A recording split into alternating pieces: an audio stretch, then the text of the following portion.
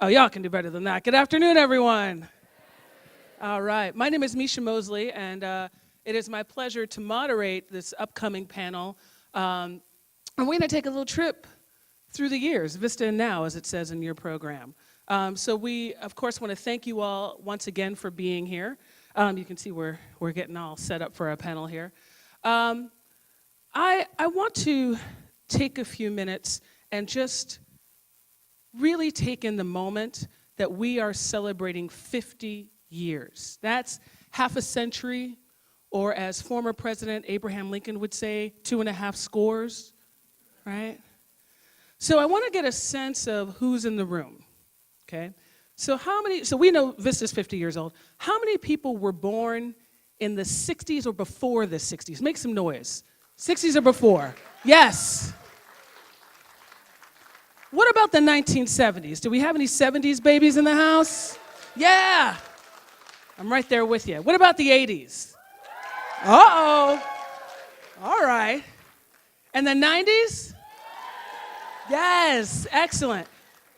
I'm going to say 2000s, but that seems you'd be on the fast track to Vista, which isn't a bad thing. It's not a bad thing. And so, we are going to, as I said, take a little trip through history, through time, and acknowledge not only our presence, but recognize where Vista's been and where the United States has been. So let's kick things off with the 60s, shall we? The 60s, that was a good decade. It was a good decade. Vista was born. When we think about the 60s, what are some of the things we think about? Woodstock, civil rights, right? Beatles, excellent, right? Free love, we think about all those things, right? Revolution, yes, right? And so we think about change as part of that decade, and we know that that change lives now, right? A lot of times we think about free love, right? That was one of the things that was said. And while the love may have been free, we know that many people's basic needs, not free, right? Many of us think about the 60s in terms of civil rights. And one of the things that we want to contextualize is Vista being founded as part of the civil rights movement.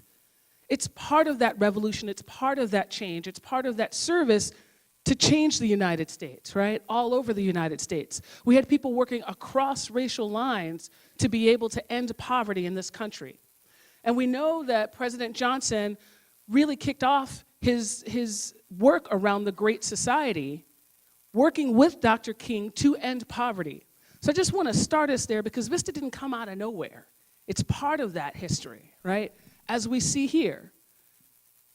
And we understand that revolution and change can sometimes be challenging. But it's important for us to recognize that we've got to keep going. So let's keep going to the 70s. So what do you got for me on the 70s? What do you think about? 1970s. Disco. Space. The oil prices. The anti-war movement, right? Kent State. Sexual healing, all right. That's that 70s. Hey, some of us are products of that part of the 70s. I count myself included, right? Watergate, exactly. So when we think about the 70s, we think about all of those things that you named, right? And I part of what comes up for me when I think about it is definitely disco. And I think about how some people have money to go to the club and get it going, right? But we also know that some people didn't have money to eat. That's also part of the 70s. And so as time moved on, we saw that Vista turned 10, right, by 1975. And in that time period, as part of that movement, people began to realize that we had to start thinking about our service on a local level. We had to start thinking about what it meant to create change right here in this country as we were trying to create change abroad. It's a both and, right?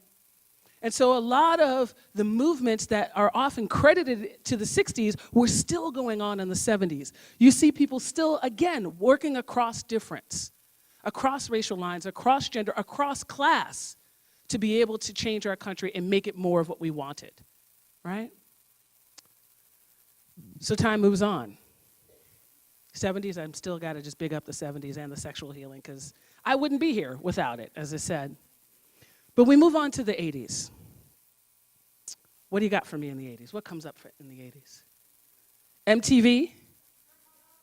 One more time? Trickle down, yes. Yuppies. Sandinistas. Okay, I just have to say, I taught modern world history for many, many years. It warms my heart. The number and the variety of historical information that's being shared, right? It just makes me really happy. So yeah, and also we have this image of the 80s being about excess, right? Greed is good, Wall Street, that kind of thing, right?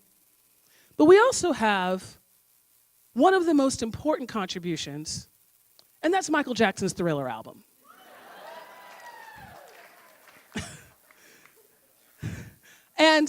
And I bring up Michael Jackson's Thriller album in part because it was great, and if for whatever reason you haven't heard it, fix that. But he has a song on there called Human Nature, one of my favorite Michael Jackson songs. And what I love about that song, and to me the connection it has to our celebration, is that he reminds us of the humanity in this work. Yes, we are working to end poverty. Yes, it is about politics, but it is also about humanity. And former President Jimmy Carter talks about that when he says, today there are still areas of our country that suffer severe poverty and alienation. There are still Americans who hunger for friendship, for the kind of mutual assistance that characterized the New Deal. Fortunately, there are still volunteers within each community who are willing to provide this help. They work in VISTA.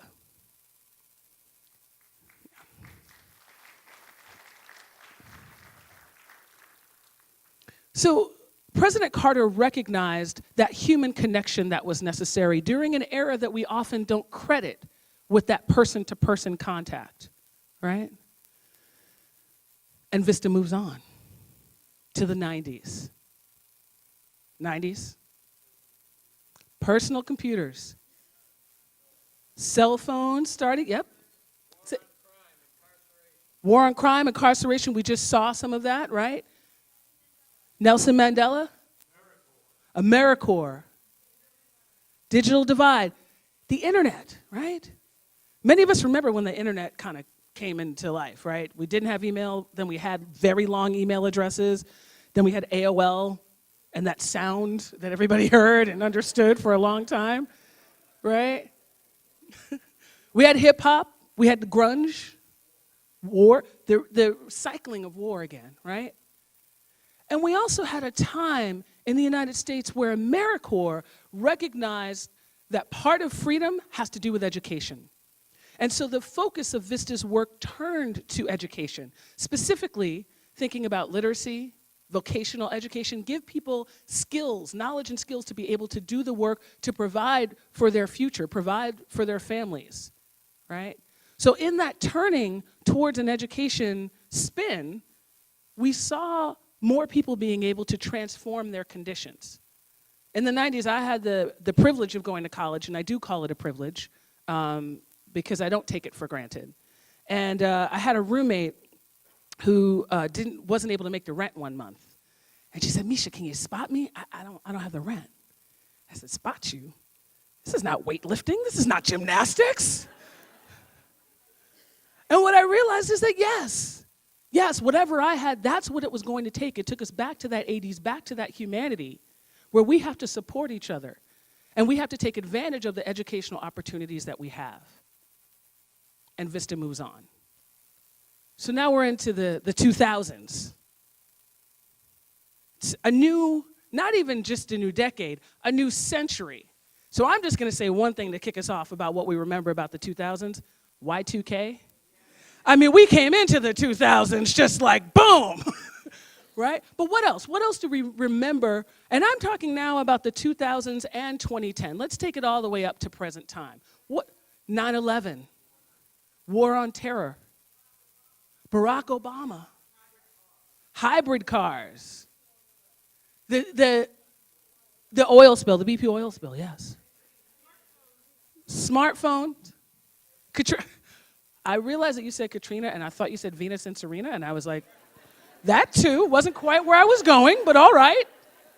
All of those things. right? So we recognized that there were factors that were out of our control that impacted this country in ways that we couldn't have anticipated. But VISTA responded. And one of the things that we get to celebrate in our 50 years was the ability for people who were serving to be able to respond in a timely fashion, to be able to be there to help transform people's lives.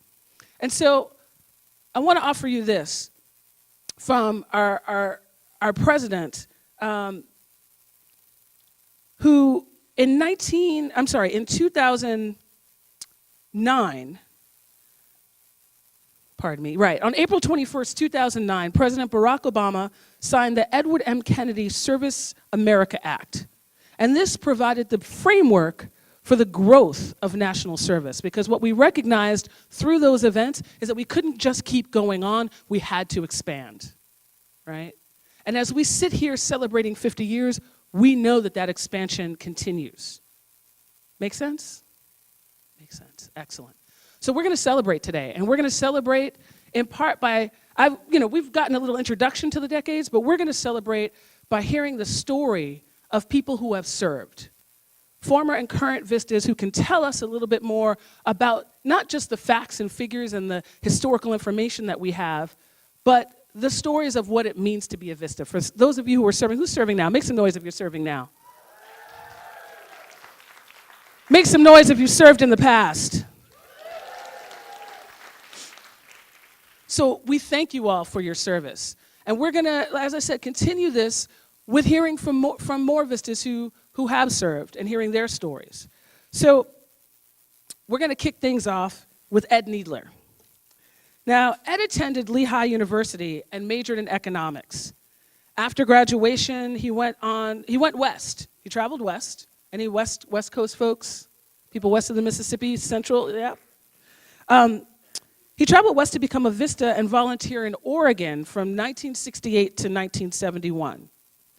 There, he saw ways in which attorneys were able to improve the lives of migrant workers and decided to go to law school as a means to continue his service.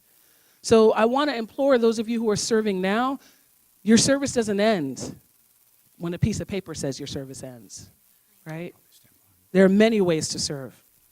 Today, Mr. Needler is the Deputy United States Solicitor General and has argued, get this, more than 100 cases in front of the United States Supreme Court. So without further ado, please start clapping, put your hands together right now, and let's welcome Mr. Ed Needler.